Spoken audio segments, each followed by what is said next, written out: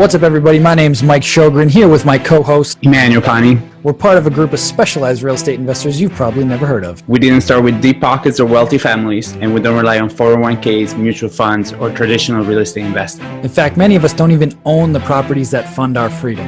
If you ask the money experts out there, they'd say what we do is impossible, yet it's happening every single day. It's happening through a new niche called short-term rentals. We are Short-Term Rental Nation, and these are our secrets. What's up, everybody? Welcome back to the Short-Term Rental Secrets podcast. I am your host, Mike Sjogren, here with my main man and co-host, Mr. Emmanuel Pani. What's going on, E? Good morning, my brother. How are you today? I'm doing well, man. I'm doing well. What's new? Dude, we got missed by a hurricane again, so that's good. I know some people where you are got scared for a second, but I don't know. I don't know how to interpret it. Like, I'm always like, we're so lucky, but then I don't want to keep saying it just in case the universe hears it and then just actually sends a hurricane my way. So I'm always kind of like very quickly saying just, I'm grateful, thank you, and then just kind of letting it go. But life is good, man. Like we things are rolling, and some days I think COVID is still a thing. Some days I forget about it, and I think life is back to normal until I go to the gym and somebody yells at me for not wearing a mask. So it's life now. But how are you guys? Did you get that rain up in your area with the storm? Yeah, we had some pretty crazy wind. There was actually a couple of tornado warnings. My parents still don't have power at their house. It's been a couple of days. So just a lot of like knocked down trees and stuff like that. Just a lot of high winds. Yeah. It was crazy. I was like watching with Kristen and Kate, and we were watching the clouds. I've never seen clouds. It was like watching a time lapse. Like they're moving so fast. And I guess that storm was moving at 70 miles an hour. Yeah. And like, it was crazy how fast the clouds were moving. Yeah. Yeah. But that's what people don't understand with the hurricanes is like, that's a category 1. When we get like 3, 4s, and 5s down here, that the wind picks up at like 150 miles an hour, then shit is really moving. Like houses are moving, you know what I mean? Like at that speed of wind, like, you know what I mean? Like the wind doesn't care. It'll just pick up whatever it's in its way, But anyways, after this little weather channel kind of session right here for all of our listeners, why don't you introduce our guest today? Yeah, so I'm excited for today's guest. I've been friends with Rory for probably 3 or 4 years. We were all in a mastermind together. Rory and I were in an accountability pod together for a couple of years, and he's just a real good dude, really knowledgeable in all different genres of real estate. So I'm gonna read his bio and then kick it over to him, and we'll get rolling here. So Rory grew up in Charlotte, North Carolina. He studied business at ASU. He spent the next years as a project manager in new home construction, and then later moved into the sales side of that business. After a few years, he decided to leave the U.S. to fulfill a dream of world travel, which took him through 5 continents over a year and a half. And that experience was life-changing for him. And he met his wife while traveling, and they ended up back in Charlotte. In the past few years, he's flipped 21 homes, grown a real estate business, managed Airbnbs and long-term rentals. He's currently with Keller Williams. He's got a 1-year-old and a 4-year-old daughter that keep him very engaged. He's a voracious reader. He loves to mountain bike, and he's addicted to travel. And welcome to the show. Yeah, man. I appreciate it, buddy. It's quite an intro right there. I mean, it's your life, so it's been quite a life, man. Like, Seriously. Yeah, it sounded busy, man. I think I need to tone it down a little bit. I don't think we ever tone it down, but no, we don't. We don't. That's not. So why don't you kind of walk us back through, I guess, how that evolved for you? So you got into the construction side, then you got into more of the investing side and doing some flips and some buy and holds and then short-term rentals. So why don't you kind of walk us through that whole process? Yeah. So I got into building when I was really young in construction, pretty much teenage years, and then got into the management side of that after college.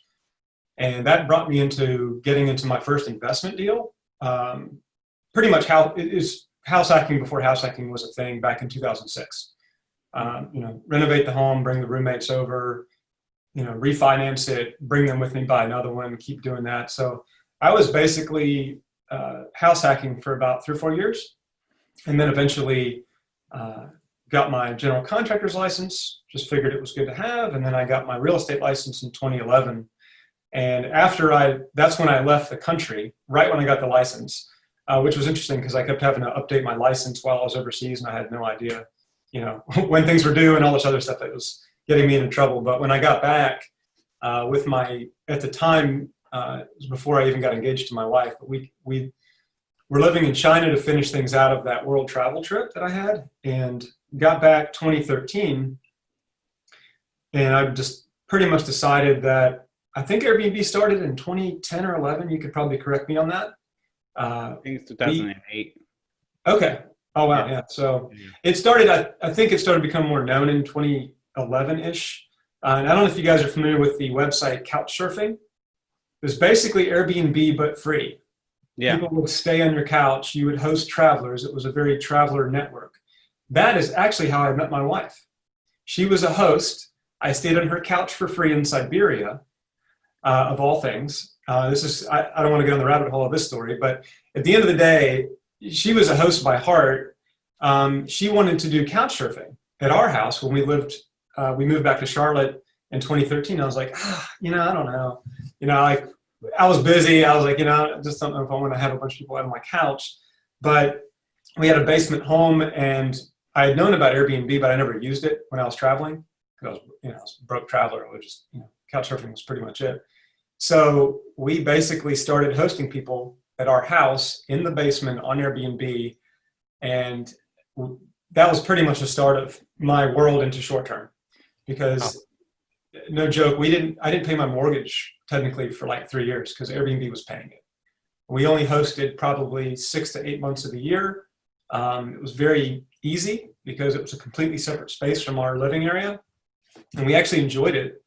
Sharing our home is a little different than obviously, hosting an entire space, but it was great. And we met really cool people. People that will share your home are a different type of traveler than what you would have in a normal Airbnb scenario where people are also going to stay in a hotel. It's the difference between that hotel traveler and somebody that's going to be really cool with everything because they're getting the experience of living with somebody else, not just a place to stay. So we did that for 3 years until we eventually moved into our next home, which we renovated and did an addition on in the whole bit. And haven't yet converted my personal primary into a B&B, but we're going to do it. I'm basically building this amazing space in my backyard that's going to have all these amenities that when we travel, we'll be doing the entire home on Airbnb or VRBO or whatever, to basically pay for my future vacations. Rent your house out while you're not there. It takes a little extra work when you got kids and you got to set your house up in a certain way to do that. But that got me started though. I started flipping homes in 2015, got into real estate brokerage because I already had the license and just pretty much started building Airbnbs from that point. We jumped out of the primary home in 2016, but then started buying in other markets with a friend of mine that we now own in 2 different states. So we got a little portfolio now. Nice. Yeah. Look so at that. You're purchasing the properties, right? Because we talk about like the 3 different models on this podcast. So you can buy property, you can master lease property, or you can co-host or partner with landlords to manage their properties. Yep, exactly. Yeah, because I came from the world of owning my own long-term rentals, it just seemed like the right thing to do was to have that control. I think that's probably it for me, Mike. The other 2 models make sense. And we actually tried that model here in Charlotte with a friend of ours that owns an apartment building. He let us sublet one of his places and just, guarantee the rent for X amount of dollars over what he would have gotten long-term. And we took it over. Unfortunately, not because of that business model, but because it was the wrong neighborhood. I can definitely go into some really interesting Airbnb experience that we have at tenants there. It was short-lived, but we pulled the plug on that after like 6 weeks. But everything else I own right now. And that's pretty much probably what we'll stick with for now in terms of ownership. Yeah. I think that's a thing that happens, right? Like to me, if you're owner operator, the only reason why you'll start managing other properties, at least I'm speaking for myself, is just for the economy of scale advantage for my own expenses, right? And to me, that's the only benefit that I've ever seen in like creating a property management company that goes along with our Airbnb business, because I'm very similar to you. I own everything that we manage, plus a couple extra ones that we manage. But I like that because then my handyman gets paid by other people and then works for free on my properties, right? So like that's the only kind of hack that I've seen into doing it, because if not, it can be quite a headache, especially if you have no expertise, right? Like you have a lot of like background and experience, and even with all of that, you sublease something that you're like, oh shit, this is not the right neighborhood. But at the same time, it's amazing that like you cut it in 6 weeks, which is the main thing that is important for people. Like it's not wishful thinking, right? Like an Airbnb property either works or it doesn't. And like if you're like, it's like a bad relationship, you know what I mean? Like the moment you realize you're in a bad relationship, you got to cut it before it starts hurting you real bad, you know? Yeah, I mean, the great thing about that business model that, you know, Mike, that you're doing there, I mean, you can get in for very little, right? You don't have, you know, down payment, closing costs, and you pretty much just have probably just the cost of the staging. And I don't pay for anything. Okay, well, you can tell me more about that one. Basically, like, I think we were all in for that thing for maybe $5 to $6K.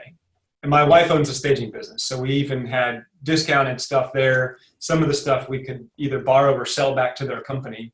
So we were able to basically, you know, I think in all we might have lost $1,000 on that deal versus, well, I wouldn't say lost because we still had income from the rentals that we did have, but we had some really bad run-ins with some really bad tenants. And it seemed to be the neighborhood, like I said, that was attracting them there, because it was a neighborhood that had turned in the city that I think still had pockets of people that knew, hey, if I can just jump in here, I can use this property for X, Y, and Z. So that's really what killed it. But I would do it again. We really had nothing to lose with the setup too, because our buddy that owned the apartment building, there was no lease. I mean, it was just like, hey, we're going to try this out. If we can make you money, we'll make money. Great. If not, you can go back to long-term and renting it. So.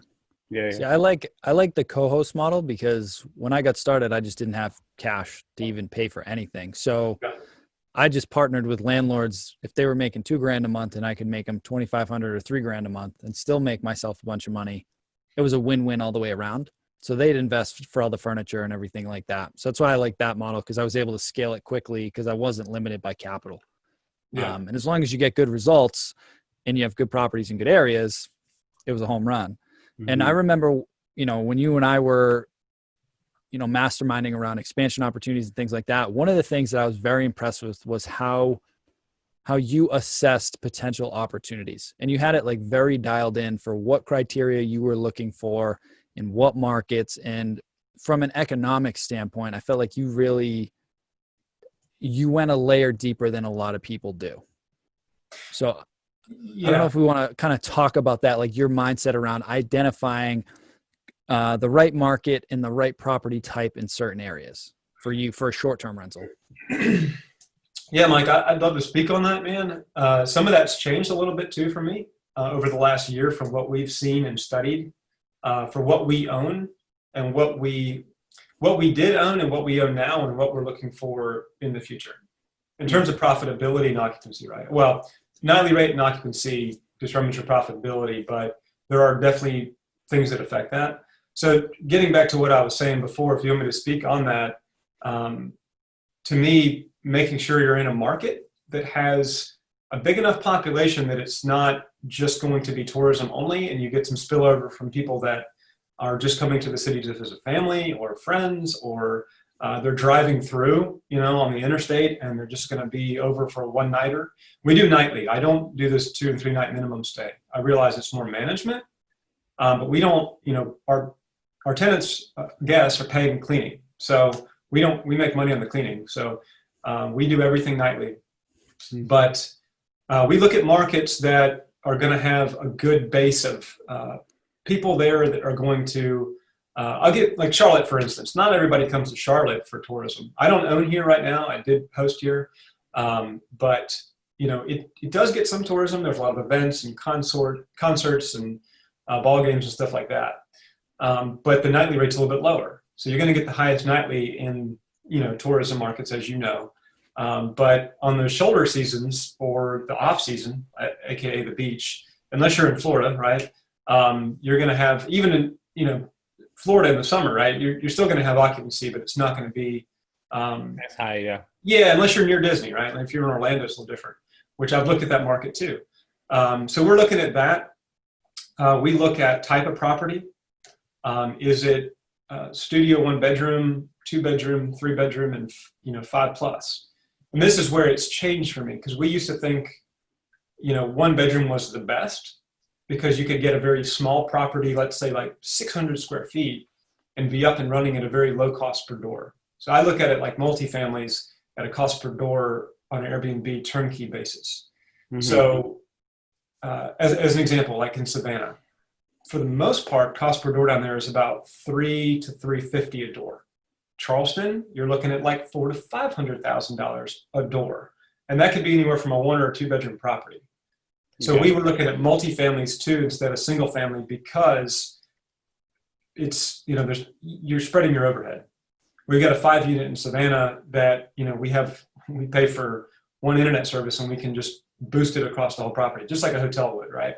So there's economies of scale there on the type of properties. But what we realize is just because your cost per door is lower, let's say on a 1 bedroom, if that market is willing to pay more for that 2 bedroom to spread their cost, or even a 3, then you got to incrementally look at that cost per door and say, okay, what's the percentage of difference if I'm going to go from, let's say, $300,000 to $375 for that 2 bedroom? What's it going to offset in rent and profitability that I'm going to get, or occupancy? Because we realize in Savannah, unlike Charleston, Savannah, much more demand for 2 bedrooms for some reason. And I think a lot of it, you have to look at your demographic of your traveler. So that we went down the rabbit hole on this because we really want to build a database of repeat travelers. So we want to know where they're coming from.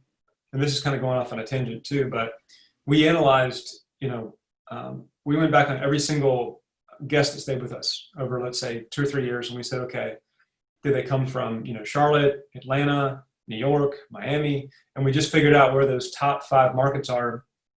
And then all the other ones were just basically outliers. It's like, coming from Wichita, Kansas. Well, that's probably a one-off. But once you know where they're coming from and who that demographic and their age group and everything else, I mean, you could, if you build that site, which we're working on right now, do targeted marketing to those markets through Facebook ads or anything else, Instagram. You can build it up on your website so that you're linking keywords to those markets. And that applies for Airbnb too, right? You can put a lot of keywords into your listing that may appeal to where your traffic's coming from.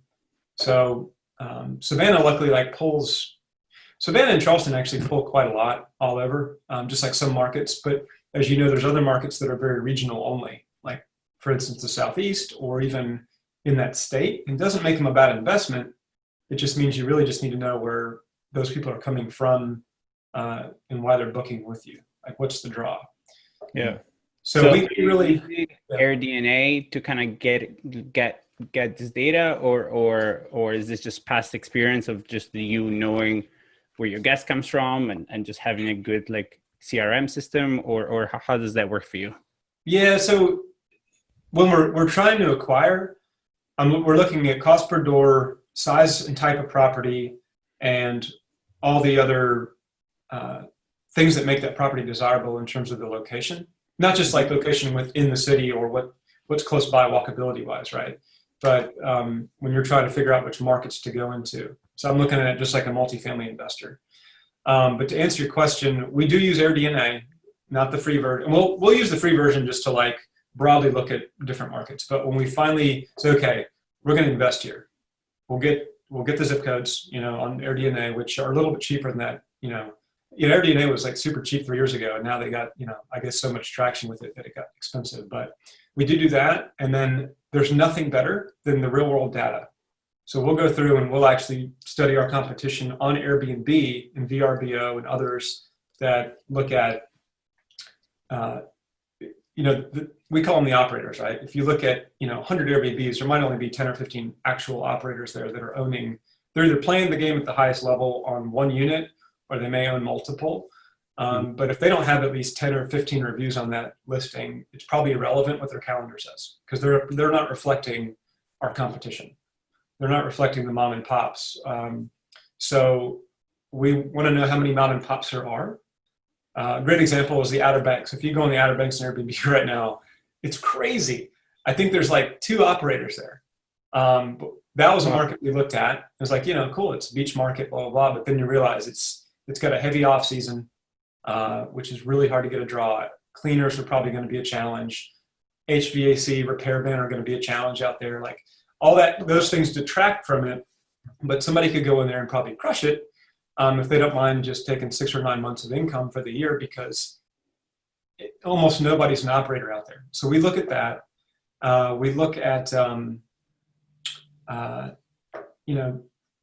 we go on Airdna, we really want to look at what's the true occupancy percentage and then nightly rate. But as you go on there, it's like, okay, is that the average or the median number? And then how do you compare yourself as an operator? Are you outperforming all your competition? So like we're at out of all of our listings right now, I got 7 listings. We're at a 93% occupancy. It's pretty good. It's definitely in the top 5 or 10% in our markets. And we try to be, or are, in the top 10 listings within our city. And we know, because you know how it is, if you go on an unknown website from somebody else's, maybe phone, so they're not pinging you, and you type in that city, are you in that first page on Airbnb? Is your listing showing up? I mean, in my opinion, that's really good, unbiased way to really see where you're ranking against your peers. Same with the reviews, right? I mean, if you've got 20 plus reviews, I feel like once you get to 20 reviews, you're kind of getting established in there a little bit. Obviously 50 to 100 is better, but how do you rank against your review ranking to the others? And the reason I'm bringing all that up is because when we look at Airdna data, you got to look at, based on the competition and based on what you can provide as a host, knowing that if I'm going to I should be able to hit at least 85 to 90% occupancy in that market. And this is what our nightly rate should be versus what Airdna says. That can help you make a smart decision about jumping in, instead of just blindly looking at Airdna like, oh man, they're getting 400 a night. Let me jump in there. And then you realize like it could say like 61% occupancy. And maybe that makes your numbers work depending on what kind of deal you're looking at, depending on your business model, right? Like here's the reason too I have to do this. When I buy them, you got to be really smart. You can't screw up, right? The last one we bought $1 million property last year. It's like, that's a heavy, that's a heavy payment that we just locked ourselves into. But I will tell everybody on this podcast, like if you're going to buy, make sure that property stands on its own as a long-term. So if you got it. I love that. Well, you have to. It's a must, because if any regulation changes or something crazy happens, if you cannot put it on a 12-month lease in cash flow, you're screwed. It doesn't have to be a heavy cash flow. But you can't be in a negative situation. I mean, your overhead goes way down when you convert to long term, right? I mean, you're not having to pay for half the things. But what does that 1 or 2 or 3 bedroom go for in your market? Go on Rent-A-Meter, go on Zillow, look at what the rents are, and make sure that you're not going to stick yourself. Now, it's very hard to do that in a beach market when, like, literally, we were going to buy down in Tybee near Savannah. There's no long term rentals there. We have no clue what it would rent for. We have an idea, we can guess, what somebody might pay for, but then you got to go down the rabbit hole even further and say, well, where are those jobs coming from? Who are the people that are going to live at a beach and rent 12 months of the year? Is it going to be the waiters and waitresses, and what can they afford? Yeah, and that's really going down the rabbit hole of like insulating yourself on the risk of having a mortgage payment and doing all these things. Yeah, and I mean, this is where your years of experience are kind of showing, right? Because it's just such a like macroeconomic look at what a property is, right? And understanding, and like that's the thing, right? Like if you are going to do this seriously and you are going to do this as a job, you have to have everything being kind of considered in your equation, 1, and 2, if you, especially what you said, if you're going to buy them, then it's a whole different story, right? Because you can't just buy them because you love the area. because Yeah. sometimes that works. You know what I mean? Like Mike, when he bought his first place, he loves going there. So that works. But that was all factor in the equation as well, you know? Yeah. And there's so many levels of this that we could speak on. And that's one of my new criteria now is like, would I want to go there to visit, and would I want to stay in that property? Would I choose that property? And sometimes the answer is no, but if it's a multifamily, other people will. So that's probably not the best one to use. But getting back to the, just the analyzation of all those markets, it's super important to really think about all this stuff. Even if you're gonna, what's the coin, Mike, that you use when you're basically hacking with you're subletting basically with that model? The master leasing one? Master leasing, yeah. I mean, it's the same kind of thing. That if you're gonna lock into a 12-month lease, I mean, one of the folks in my mastermind group too that I had, he was going to jump in with that, and he was getting ready to sign on a 12-month lease on a beach property. Actually, it was in Florida, and he wasn't sure on his numbers. He was like, "Well, gosh, what if I don't get my profitability up on the income that's needed to make this payment?" That's where it can make sense to look at that long-term rent too, because if he just subletted it on a 12-month lease, unless he's going to be heavily burdened by breaking that, I mean, you're going to end up with a furnished rental. And there's options there that we can talk about too. Furnishfinder.com, working with the traveling nurses throughout the nation. There's a lot of, interim month-to-month type situations. Backup plan. Yeah. Because you're not going to cash flow nearly as much. Right. Yeah. So it's like, where's that in between going to be between nightly and 6 or 12-month leasing that could still be good for your property? And sometimes it can make sense that, hey, you know what? Like if you're in a beach market that has a really bad off season, maybe look to do that for the 3 months of the year that you're going to be weathering that storm. You might not make as much, obviously, but you're probably going to make more than if you're just sitting out there nightly and it dries up. And I think it's what Mike and I always talk about, right? And every guest is kind of brought it on in its own way. It's like in this market, he or she who is most flexible wins, right? And that's the same thing. If you're super stuck that you're like, I'm never going to do one-night rentals, then you might lose out on a bunch of money, right? So like understanding and like kind of testing the whole thing and understanding like as long as you create a system and infrastructure, like it's not like you, Rory, they have to go and clean. You're making a profit every time the person goes there and clean. So what's the harm, right? As long as your systems are good and dialed in, that's right. You can handle the management. Yeah, that's a really funny thing you brought that up, because I see so many operators, including established folks, they may have like 100 reviews on that one listing that won't do, they'll do like a minimum 2 or 3 night stay. But it depends on where you are, right? If you're like up in a mountain property, I get it. Like if you rent out Friday night, you're probably not going to get that Saturday or vice versa. Mm-hmm. But if you're in a city, especially if it's a tourist town with a city, we get a ton of nightly people. And that's where you can say, okay, if you don't know, just run your numbers. Look at all your past stuff and say, how many one-nighters did I get? How many of those were Friday and Saturday night or a Monday night versus how many 2 and 3 night bookings do I get? And look at that percentage. The only time it makes sense in my mind to do a minimum is if it's like a very touristy beach market, like stuff that gets booked for a week.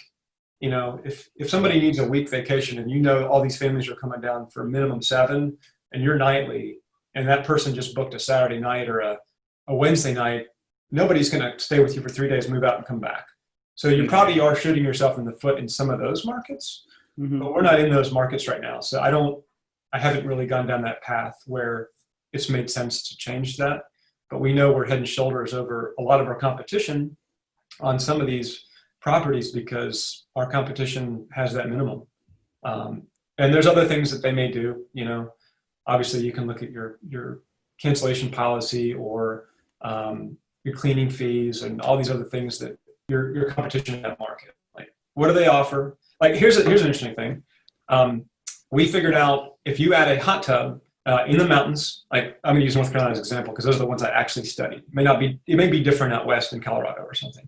But we realized like if you add a hot tub, it's going to cost you, let's say, $2,000 to $5,000. Let's just say it's $3,500 turnkey, and you put that on your property, you're going to be one of only 10 or 15% of homes within that market that has the hot tub.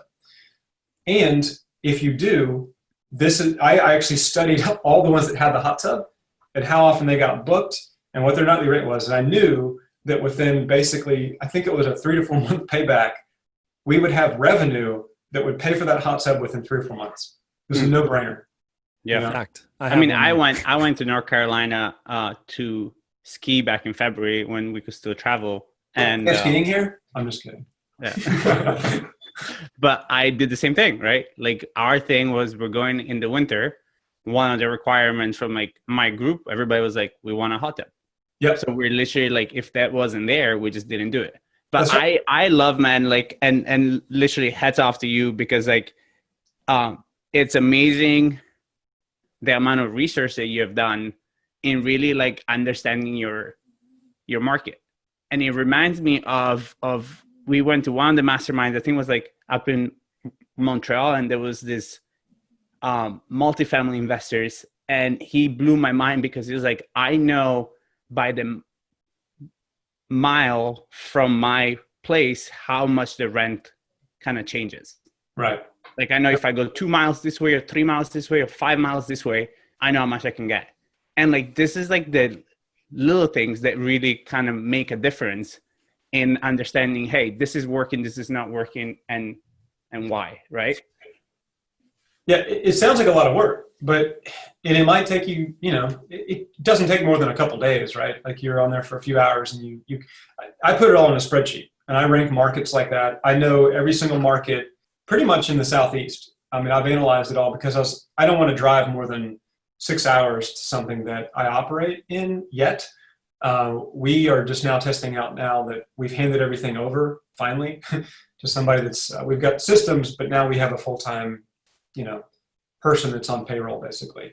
That's managing our stuff. Not payroll, but it's a gross rev situation. Yeah. But what does at your the team end of the look day, like now? yeah. Can you touch on that also? What's that? What does your team look like? So it's you and your wife. I assume you guys are busy. Actually, she wants nothing to do with it anymore. Oh my God. She's running her own. Not in a bad way. She runs her own world. She liked the hosting part of what we did, where she got to meet the traveler and provide for them. That's the part that she liked. She did not like the management part at all.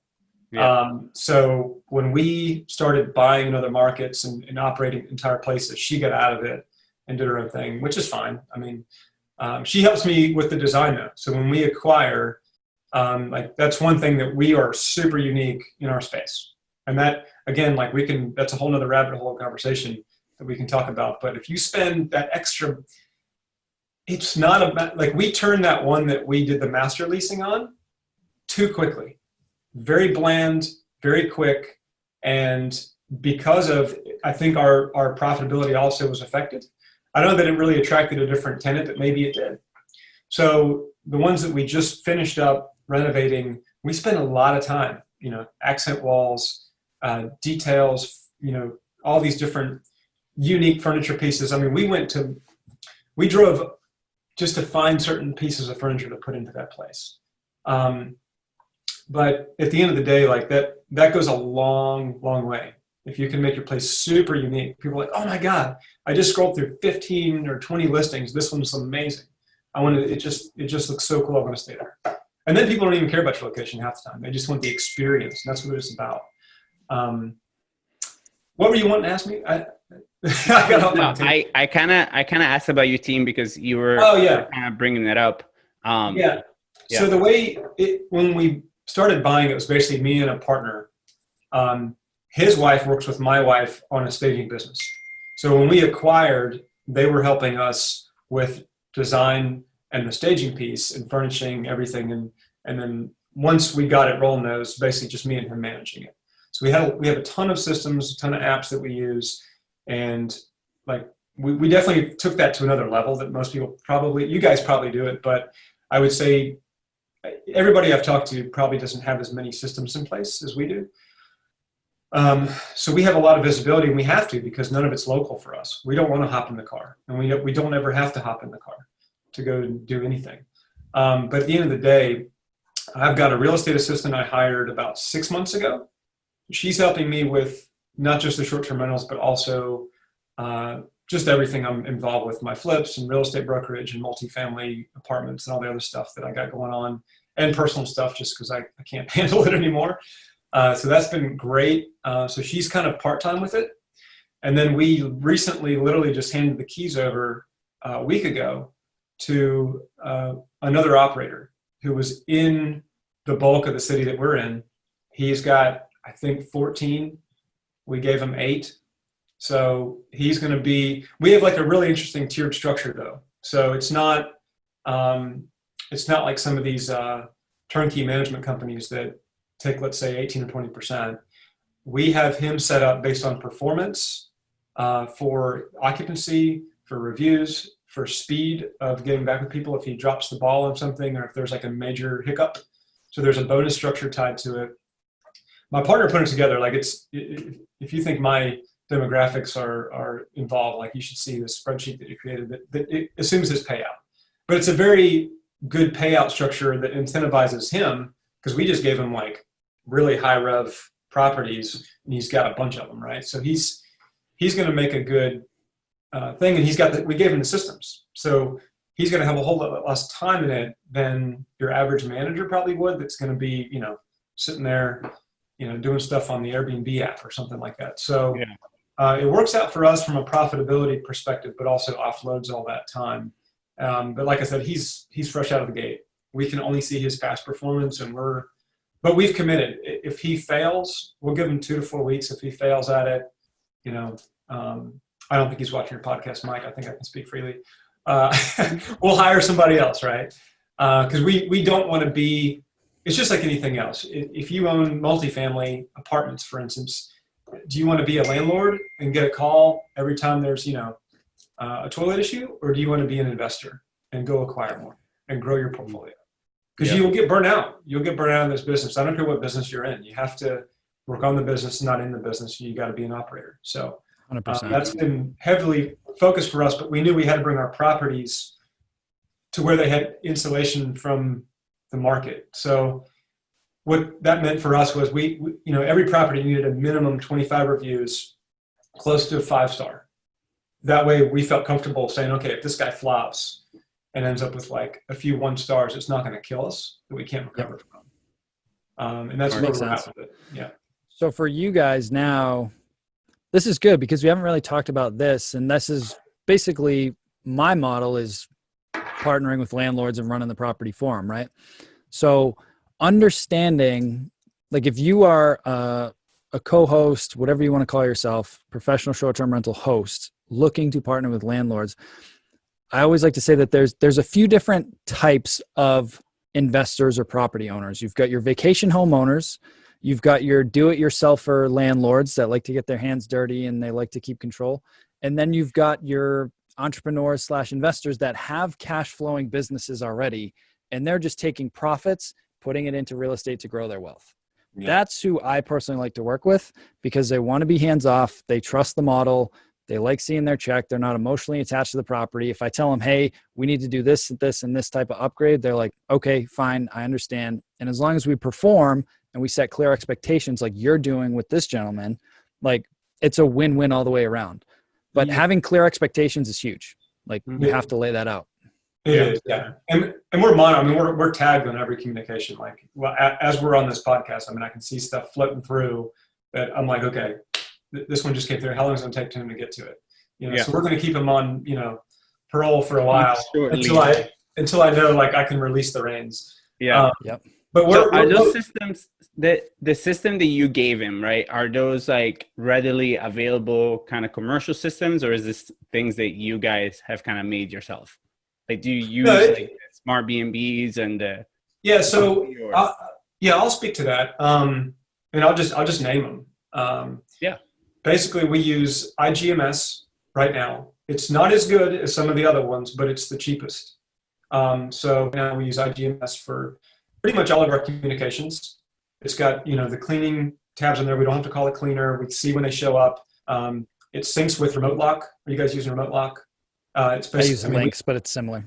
Okay. Yeah. Basically we have all the, keyed entry doors, but they're nice because the batteries don't wear out like some of the other ones. Like, I would say they're 99% good. Like we very rarely ever have issues. And I'm really big into backup plans for backup plans. So we have, a backup keypad that's got a spare key in it. If that remote lock fails, then we have a spare key for the spare key that's hidden on the property. So it's like, okay, somebody's drunk, they came home, forgot the code or screwed something up or the lock's not working, then they lose the spare key. I still don't have to drive, at 2 a.m. 100%. Somebody. Yeah. So you gotta really go down the rabbit hole on all that. And you should apply that to your whole property. Not to go off on a tangent, but we can talk more about that too. But you really got to have all those things in place when you operate remotely. And I think that's actually an advantage too, because if you're local, you probably won't put those things in place and you'll be more apt to get in your car a bunch, I tell people that all the time. I'm like, you're spoiled when you're local. That's right. But when you're out of state, it forces you to dial in your systems because you have you have no plan B. Yeah. You got to mastermind your property. But to talk more about the system, so we got remote lock, IGMS. We're using Ring. So we've got cameras front and back, which I cannot tell you what a great investment that is. Because we've had people, if we have some properties that we have pet policy on, we charge a pet fee, but we have other ones that we don't.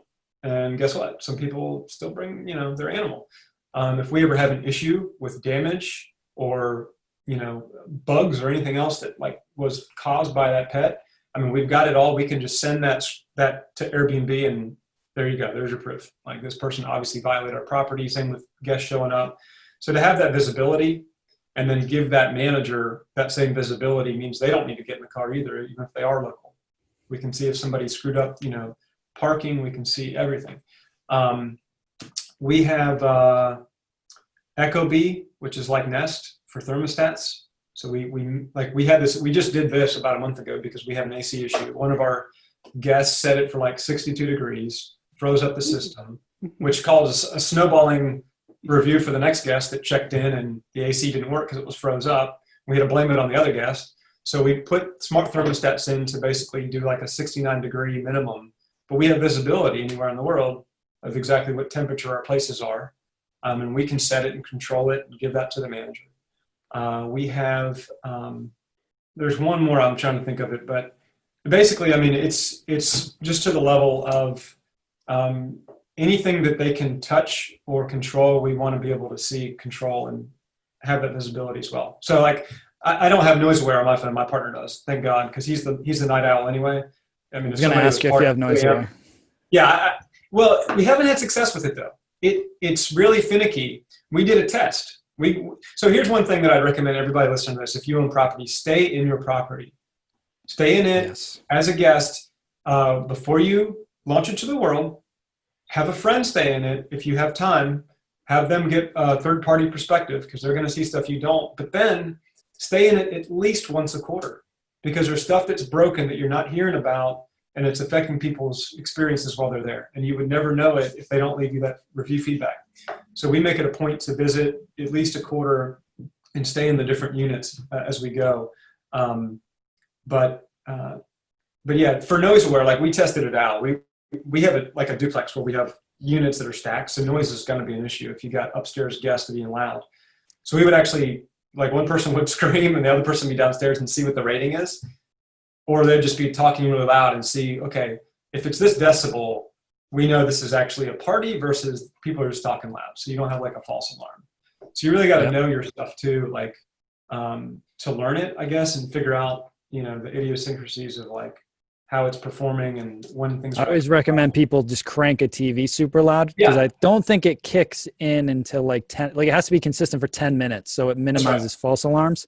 So I just crank a TV until I hit a certain level and then I set it for that level. So mine was my 4-year-old's temper tantrum. Nice. Because they came in town with us when we were renovating and my partner was downstairs. He's like, well, I know based on that temper tantrum that, this is definitely going to be excessive noise because it went on for at least 10 minutes. So that was a good test there. But, I think we have one other thing that we use. I can't think of the name right offhand. And then, of course, we have for internet and cable and stuff, we use boosters. So we have all that stuff tied in there with Ring and other things that make things a little bit more fail-proof or foolproof. And other things that we do, like you don't want to have like a super difficult remote, right? Like if you have smart TV, we have smart TV. You just, anything that's going to, warrant a phone call from the 75-year-old in your property. And it's making their experience worse. It's increasing your communication all the time. Like just stuff like that. Yeah. Every time we have a negative comment or just a comment that we can improve upon, I make a list. I have a constant list. It just grows. And then we eventually will handle that so that hopefully that property becomes stabilized. So the ones we've owned for 3 or 4 years now, we almost never have any issues because we know we've solved almost every single problem we have control over. The only thing we can't control is the neighborhood to a degree. So that's so smart though. That. Yeah. Well, I want to be respectful of your time here. I know we're getting close to the top of the hour, but the last question that we ask all of our guests is, what is your number one secret for success in short-term rentals? I think buying them smart. Again, it kind of goes back to that cost per door and really knowing. I look for, I don't know about you guys, I'm at a 24% return minimum. So if I can't achieve 24% on that property, owning it, all in, after stabilization, don't waste your time with it. Because you can achieve that in this business, even though I know that sounds like maybe it's high, maybe it's not high for some people, but if you're at a minimum 24, that's the threshold. And if you screw up and you've acquired it and you do 15 or 20, at least you're still making some good money. So if you have that, it gives you a good buffer. But you really got to know what computes to those numbers, right? So that's how I apply everything. I'm saying, okay, cost per door is this. This is what I know this 1 or 2 bedroom place would achieve on total revenue, for occupancy and expected nightly rate. And this is going to be my cash on cash return. Again, this kind of goes back to just being an investor, period, whether it's multifamily or anything for that matter. You got to know your numbers. But if you know your numbers, it takes the risk out of these because they're going to be a lot of work. It's not an easy business, but once you get things stabilized and systematized, it should operate pretty smooth. But you got to get that work up front. And then once you get it, you got to make sure it's good out the gate, as you know. But after that time period, you can really rock and roll and you just buy more, That's it. I love it. Well, where can the listeners learn more about you and see your properties and things like that? I don't know. I don't think you guys built the website yet, but I don't know what's the best way for somebody to Actually, we did. I could have gone on a tangent on this too. I mean, we really want to we want to be able to have visibility offline from Airbnb as well. So our website right now is coolbnbs.com. It's a great URL. Yeah. We actually took that one and we got, there was another one I'm trying to think, funbnbs.com too. I think we got, nice. They're all linked to the same, I believe, but yeah, we're on there. I've got, I don't know, giving out an email on here. Does anybody do that? It's totally up to you. Whatever you want. Whatever you want to do. Yeah, it's rc6260@gmail. If anybody wants to reach out there, and I'm at Keller Williams, South Park here in Charlotte. If anybody's local, network through there as well. I'm glad to help anybody that's either existing in this biz or getting started or anything else. I have a lot of investor clients too I'm trying to bring into this game because it's very hard to get a good cash on cash return on multifamily right now, especially if you're playing on the smaller numbers of single family and duplexes and stuff. So it's definitely a viable option, but I tell people that, you got to get your business hat on because it's a different, you're basically operating as a hospitality business instead of a landlord business. Mm-hmm. We'll have to change that mindset to have success. So that's probably the other secret, right? Yeah. Be hospitable. I mean, You gotta put your hospitality hat on and put everything in the eyes of your guest, and you'll do way better. Reviews. You live and die by your reviews, right? So, love it. Rory Cummins, thanks for being on the show, man. It's always great catching up with you. I love your detailed analytical mind and the way that you assess properties and markets. I always learn something new when we hang out. So thank you again for being on the show, man. Really appreciate it. Enjoyed it. Good seeing you both. Absolutely, man. Good stuff. All right. All right, Take fellas. care. See you. Hey, STR Nation, if you enjoyed this episode, please make sure to hit that subscribe button and leave us a review. And in the comments, let us know what topics you want us to cover on upcoming episodes, and we'll make sure to get that in the books for you. And if you really want to learn how to launch, automate, and scale your short-term rental business, if you want to go deeper, then check out our free masterclass at strsecrets.com.